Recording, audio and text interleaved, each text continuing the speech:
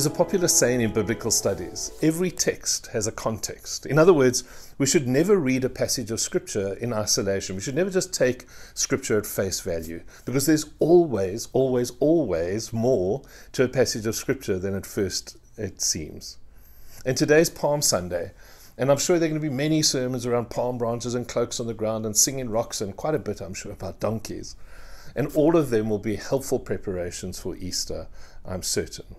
My fear is that we often make Palm Sunday just too tame. I don't know if you know C.S. Lewis's book, The Lion, the Witch and the Wardrobe, but the lion in that story is a lion called Aslan. And Aslan is the Christ character in C.S. Lewis's story. And in there's this wonderful little interaction where young Susan says, speaking of Aslan, says, "Is he quite safe? I shall feel rather nervous about meeting a lion." "Safe?" said Mr. Beaver. "Who said anything about safe? Of course he isn't safe, but he is good. Of course he isn't safe, but he is good." And I think when we take Palm Sunday out of its context, we end up turning it into a sentimental tableau, of donkeys and branches. But in reality, it's actually this dramatic story brimming with tension. And so rather than just being the story, the tableau of a docile Jesus on a donkey, Palm Sunday is this provocative and this deeply, deeply emotional story. Lots of energy if we read beyond the reading set aside for the day.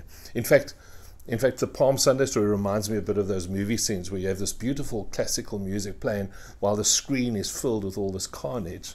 And the hosannas of Palm Sunday feel a bit like that for me. We like the singing children and the shiny, happy people lying in the road. But underneath those hosannas, there's trouble of all kinds brewing, confrontations on their way.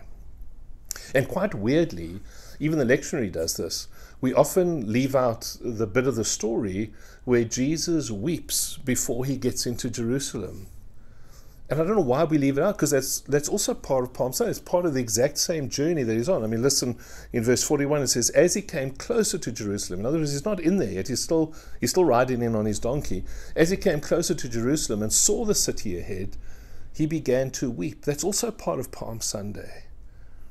And that's what we should be paying attention to. We need to notice that this journey that Jesus is in is not only filled with songs, it's also filled with tears. And as we keep listening to this word today, because we're going to just journey a bit through the Gospel of Luke, I want to ask you to keep remembering the tears of Jesus. Because some of the things I'm going to talk about in a moment, they're quite shocking, the things that Jesus does. But if we can remember that the things that he does comes out of a place of great pain, of weeping, I think it will help us understand Jesus and understand what's going on. So remember the tears of Jesus as we go. Jesus knows that Jerusalem is in trouble. He knows that Rome will soon destroy the city. But instead of simply pointing fingers at the brutal Romans, Jesus says to Jerusalem, to the people, to the religious community, he says that this trouble is coming to you because you did not recognize it when God visited you. You did not recognize when God visited you.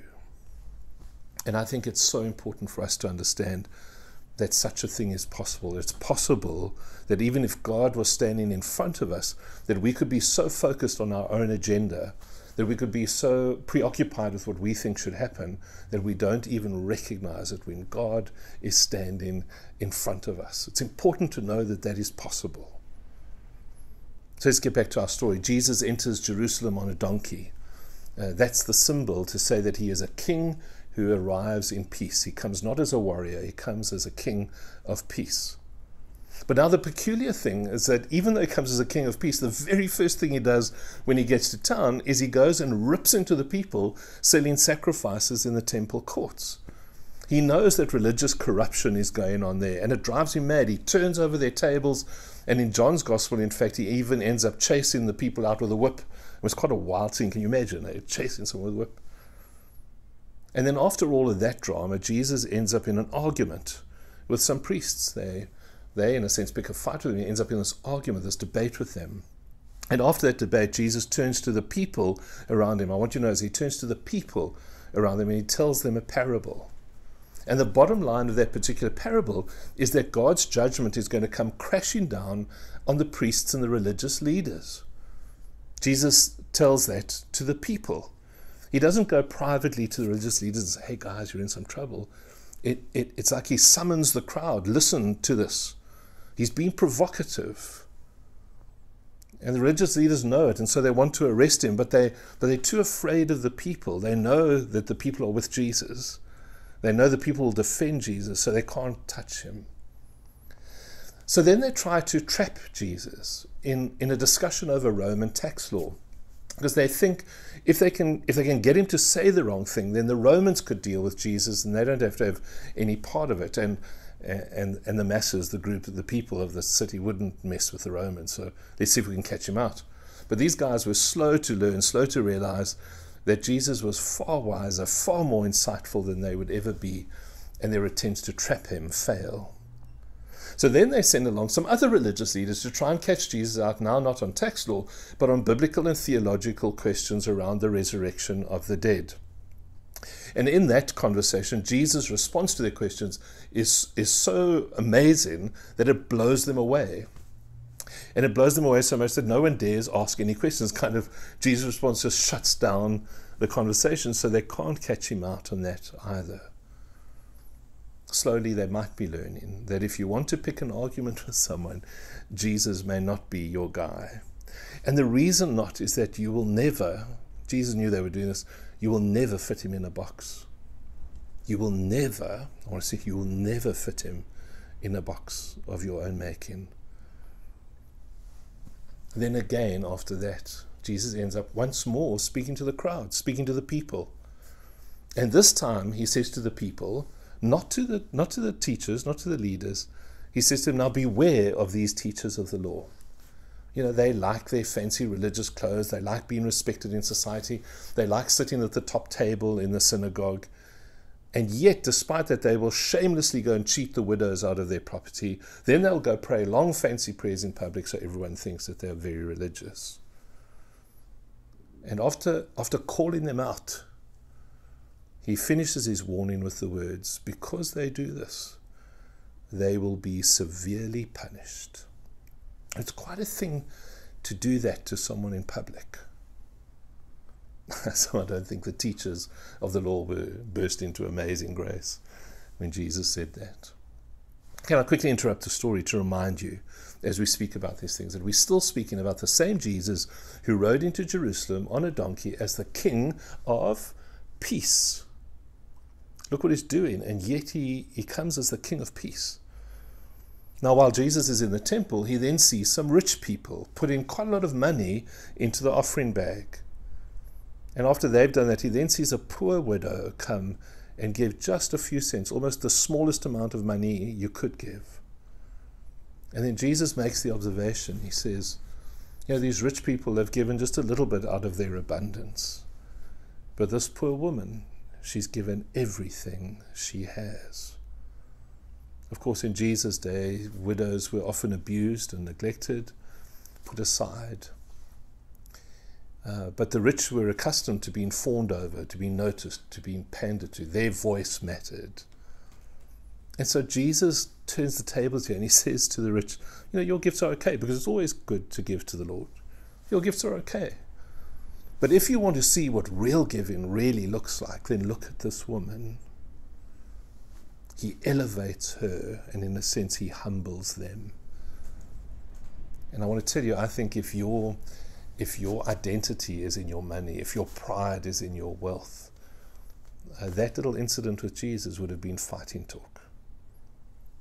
And then after this barrage of disrupting the rich and the powerful and the religious, Jesus is in the temple again to teach and to talk about the future. The people come to listen to him talk. And the scripture tells us that every day, early in the morning, people came back every day to listen to him teach.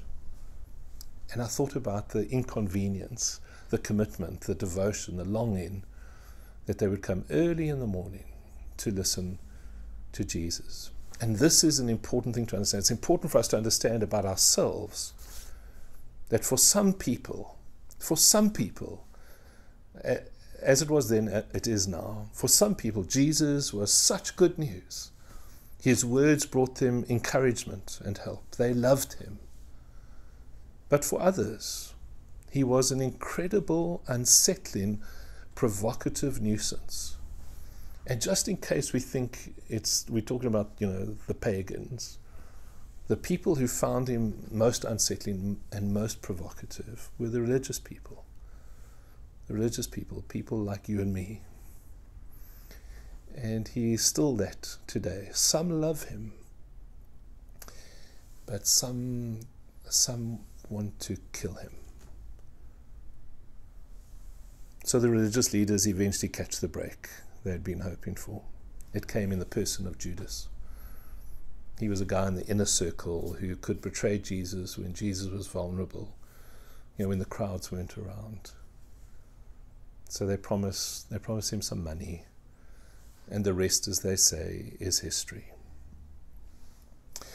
So that's just a little bit of Luke's gospel, and I want to say that little bit of story, that's what it seems the peace of God looks like. The peace of God looks like. When we talk about the peace of God, I think people do imagine a hippie on a horse with dancing disciples around him. But that's not it at all. At all. From the moment Jesus enters Jerusalem, he is in charge.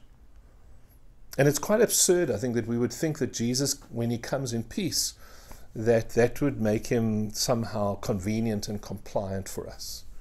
I think when we think of Jesus being peace, we think of this gentle Jesus that just wants to do everything we want him to do. But it turns out, in fact, as we listen to this passage, that the peace of God is quite the opposite.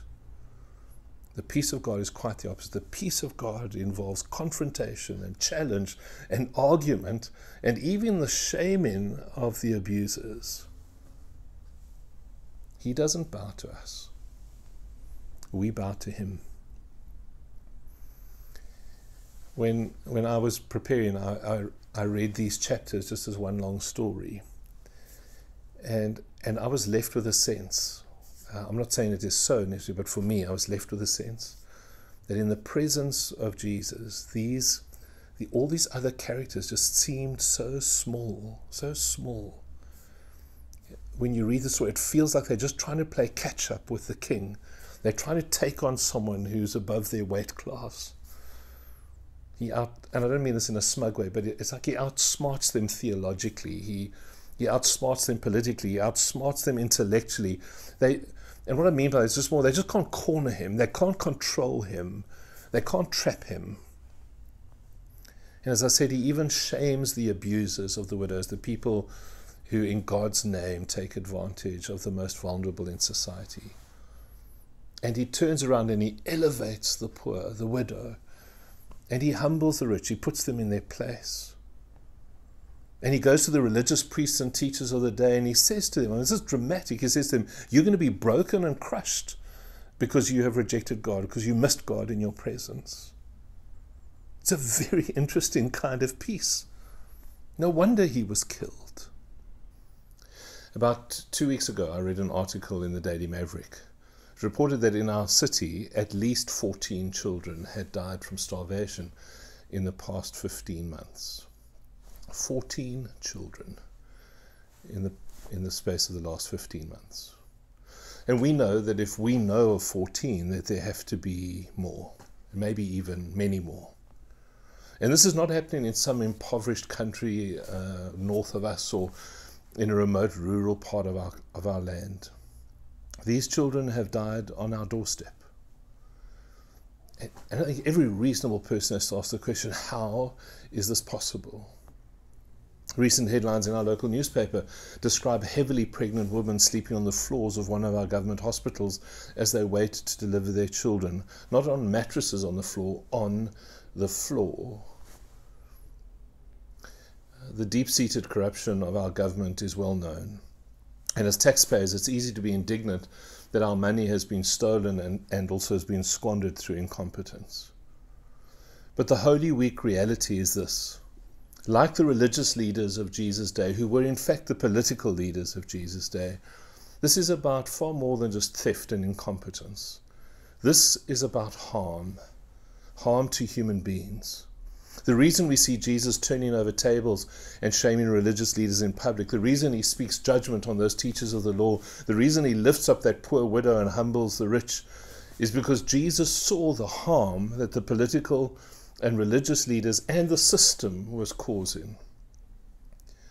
And the reason that some people loved him and came to listen to him so regularly, and that others, though, wanted to kill him, was simply because those who were being harmed loved him because he fought for them. And those who were doing the harm hated him because he challenged them. Where people are being harmed, the peace of God can come like judgment. One final thing. We know for certain that our government's hands are filthy. I just wonder how ours are.